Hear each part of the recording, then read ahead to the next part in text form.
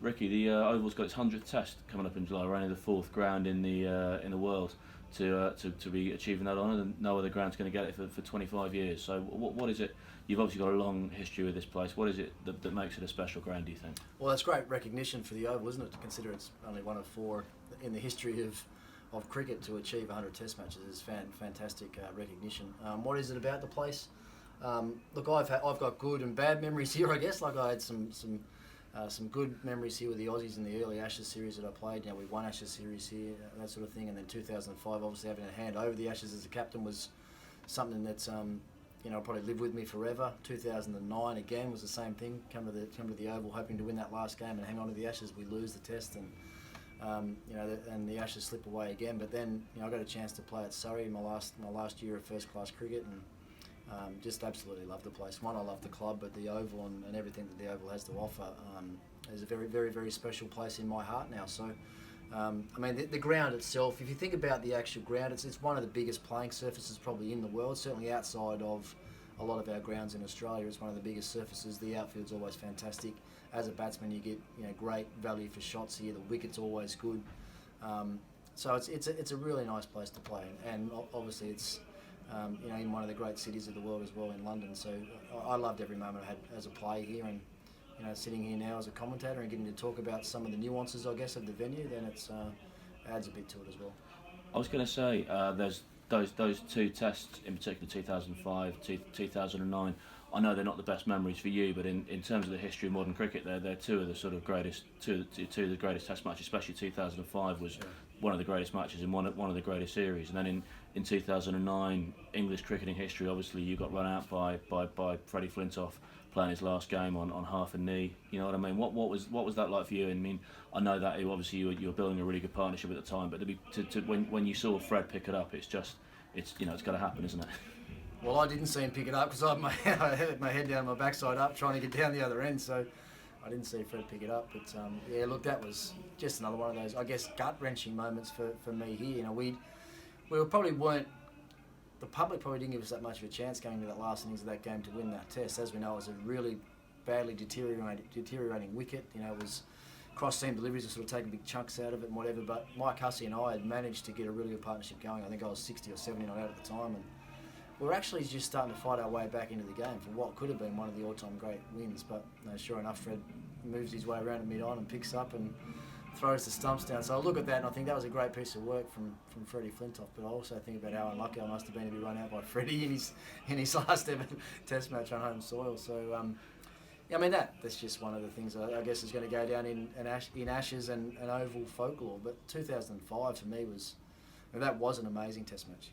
KP's first Test 100, and Warney putting him down early on when we were in a pretty strong position in the game.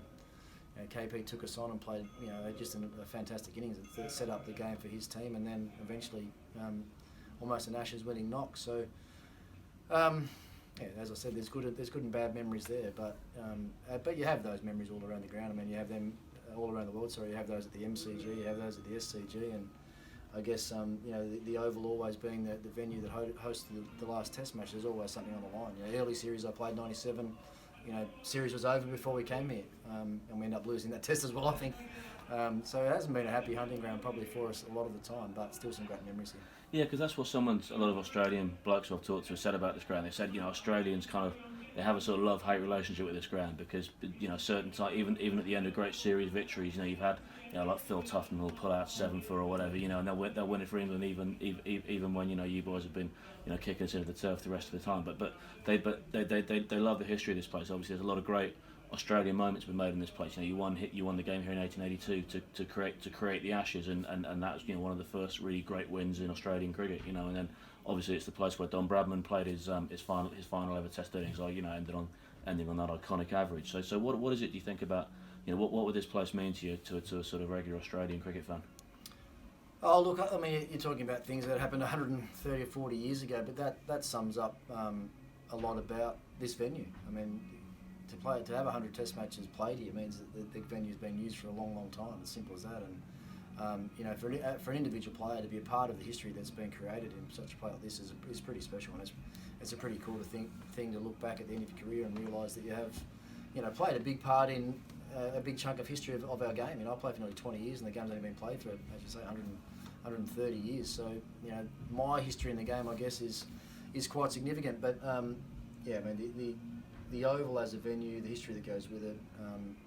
You know, I know even coming here now, having had a chance to play some county cricket here with Surrey, it feels like a second home, which I think, you know, a lot of Australians would probably say the same thing. You know, we really enjoy every opportunity we have to play anywhere in England, but the Oval holds something pretty special for all of us. I just wanted to say that one last bit about Surrey. Obviously, you were you know, you played here. You were, you know, incredible that last innings you played for us, and people still talk about the impact you had in the dressing room as well. You know, working with some of the lads who are still here today. But you got that Surrey cap, didn't you? Which was a decision that Stewie made, and it's not those things don't get handed out like candy. You know what I mean? So what did it mean to you when Stewie, you know, you found out you were getting that cap and your name was going on the board alongside those guys?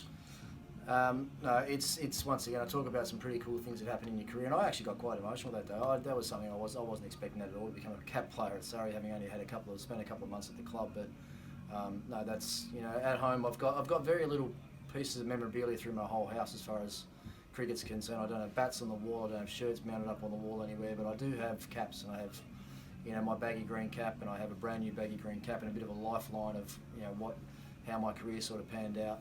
I've got my Tasmanian cap, I've got my club cap, and I've also got my Surrey cap. So, yeah, and they're all sort of side by side in the study at home, and because it meant so much to me, to feel that I'd made an impact on a club in a short period of time, and, you know, as you say, Stewie making a decision like he did was something that I'll never forget. So, look, I enjoyed every moment I had here, and hopefully the boys got something out of it as well. And you look back now and wish you could do it all again, I guess. Like, you know, I knew going into that last day that was going to be the last day of first class cricket I was going to play, and, you know, to be able to bat well and sort of hang on and save the game for the team and the club, and I got a bit emotional at different times during that innings as well. Got sort of caught up in the heat of the moment with a couple of the Knots players, but I guess that's what playing cricket's all about. And so I enjoyed that. I enjoyed that day. I enjoyed the experience here, and, you know, those memories will remain forever.